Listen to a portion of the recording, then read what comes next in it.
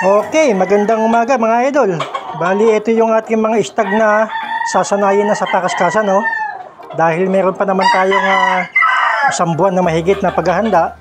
So, itong mga istag na to, ito yung kauna-unahan tapak nila ngayon sa ganitong pakaskasan.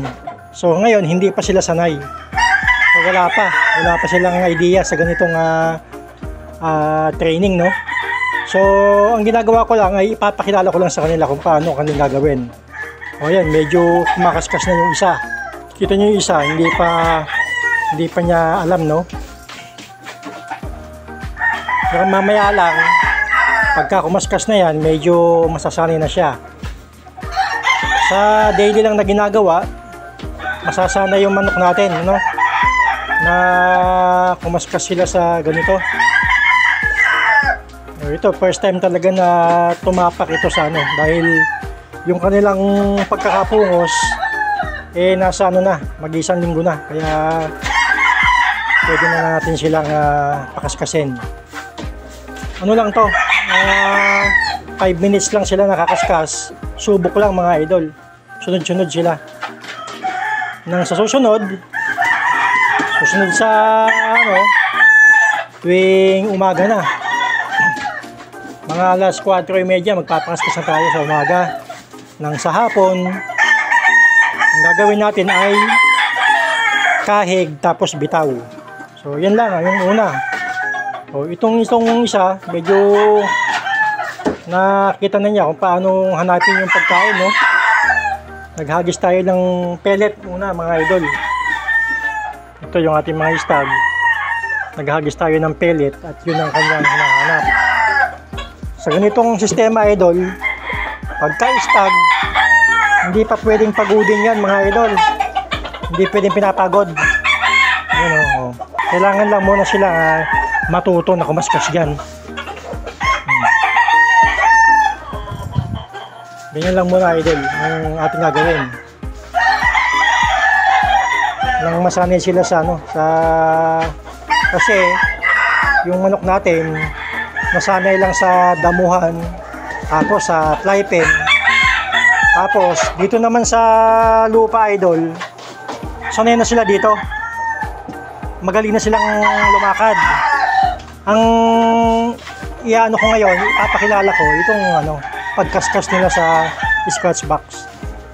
Yan ang ginagawa ko ngayon. Kumbaga itong kanilang activities na to kanilang makilala. Kasi yan, nagugulat pa yan idol kung yung kalansing nung dahon ng mais. Minsan nakikiliti yan idol. Nagugulat, minsan ayaw talaga tumapak pa, nagwawala. Ayun lang First time pa lang yan na tumapak dito sa kaskasan nila. Tatanggalin natin yung kasi yung nila is may konting taba idol. Dahan-dahan natin tatanggalin ng taba sa singit, no? Ayan. Ito yung panlaban natin sa sa susunod na buwan. August 30 mga idol. Bali ang ating lalaban doon ay 4 na istag. So, nagagayak ako ng 7 istag. Sa ganoon naman mga idol ay madami pa tayo makampilihan. Mapapansin niyo yung isa, medyo umukot-kot na idol. Ayun umukot-kot na siya, di ba? Kasi hindi pa siya sanay. Ito namang isa, medyo maaga nagpakita ng gilas niya na kumut-kot-kot na siya.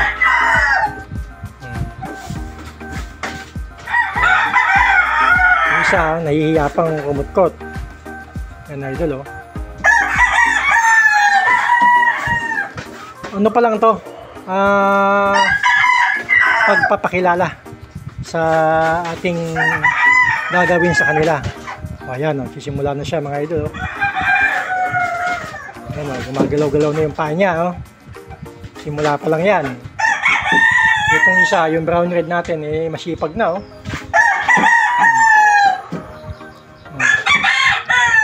Gumagalaw na siya. Saglit lang ito mga idol. Bawat isa't isa yan, lahat yan, isa-isa. Lalagay natin yan. So, hindi muna tayo magbibitaw dahil sariwa pang konti yung kanilang palong na pinungusan. Kaya, ganito muna. Ang kahig natin at bitaw sa ano na, sa Tuesday na idol.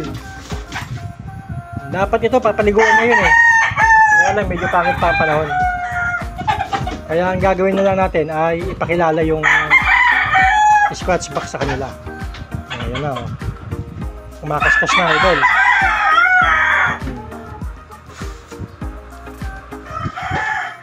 Ayan na. Nang sa ganon, sa susunod, alam na nila kung paano hanapin yung pagkain sa loob ng sa loob ng dahon ng mais, no? Kailangan natin yan. Itong mga stag na to, hindi ito kailangan pagodin idol. Kasi ito ay mga stag ito. Hindi pwede silang matindi ang ensayo. Kailangan lang yung sa akin, ang kailangan ko lang dito, yung gumagalaw sila. Yan, napapagalaw natin sila sa buong maghapon. Yung sa umaga, pagdating ng alas 4:30, kaskas na sila. Kung yung hindi matapos, pwede naman sa hapon ang sunod. Actually, ang stag na to, 15 itong stag na to, kaya lang mas nakapokus ako dun sa 7. Kasi yung 7, mas nakitaan ko sila ng nagpakita sila ng husay na. Yung may diin na yung kanilang palo. May diin na yung palo nila. Yun ang pinili ko mga idol. Yan na, gumagalaw na idol, no? So, ito lang yung ating ating igagaya. 7 sa mga 4 na kandidato. Bukas uli, ganyan uli, bukas na ng umaga, mga alas 4:30, magpapakaskas na tayo. Daily na yon. Tapos kahig sa hapon, tapos sabay bitaw. Ayan ang ating sabay bitaw na. Hindi na ako magbibitaw sa umaga. Activity lang nila ay kaskas tapos palakad, no? Sa hapon na lang ang bitaw. Mga bitaw nito, mga bandang alas 2. Tuwing alas 2 ng hapon ang bitaw.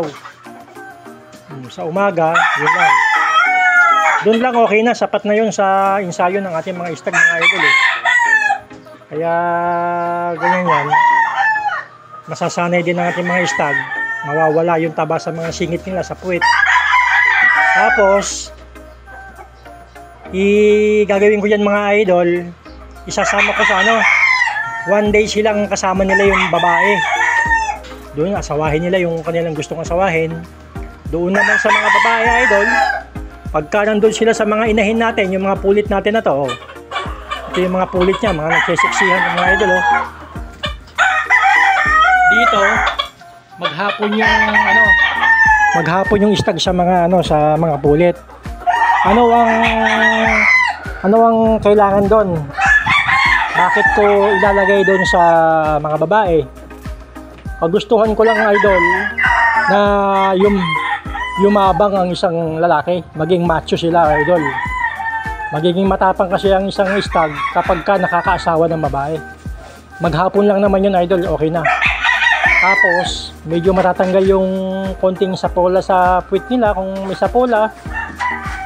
Tapos yung kanilang pag-iisip ay gaganda. Magiging magiging matapang, no, idol, no? Pagka may babae, magipiling nila, machong-macho sila. Kaya ang ating mga stag ay magiging matapang, mayabang at magiging macho sila, mga idol.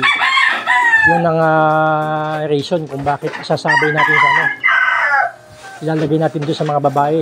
Isang buong maghapon yun, mga idol, na kasama nila yung babae. Pagkatapos silang kumain sa umaga at nakainom na, saka natin ilalagay doon sa babae, maghapon yan. Bahala siya kung ano yung gusto niyang asawahin niya, kung sino, malayang malaya siya mga idol. halinhinan yan mga idol, isa-isa yan. Yun ang aking gagawin dito sa mga stag na panlaban natin. Ayan. Yung gustong sumama sa pusta, pwede naman idol, nagpapasama ako, bakit hindi? Yung pwede namang idaan sa Gcash lang. Ako naman, hindi ako nagpapapusta ng malaki, ayoko sana ng ganun.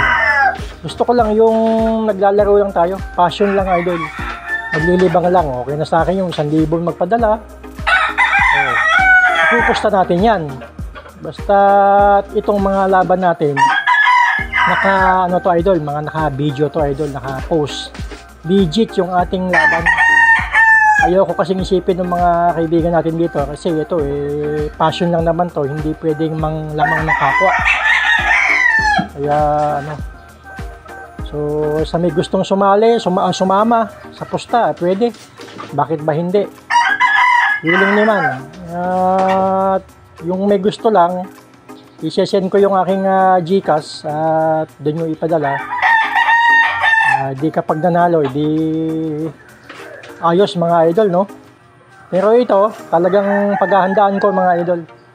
Lahat ng best na pwede nitong gawin, ibibigay ko sa kanila. Yung pinaka the best na pagkain, ibibigay ko sa kanila. Kasi stag ito Kailangan malakas itong mga stag natin na ibabangga sa mga big time din na mga gumanap. So yun lang mga idol. Magandang umaga muli sa inyong lahat. At hintay-hintay tayo sa dadating na labanan sa August 30. 4 na stag yung ating isasala. Okay idol, God bless.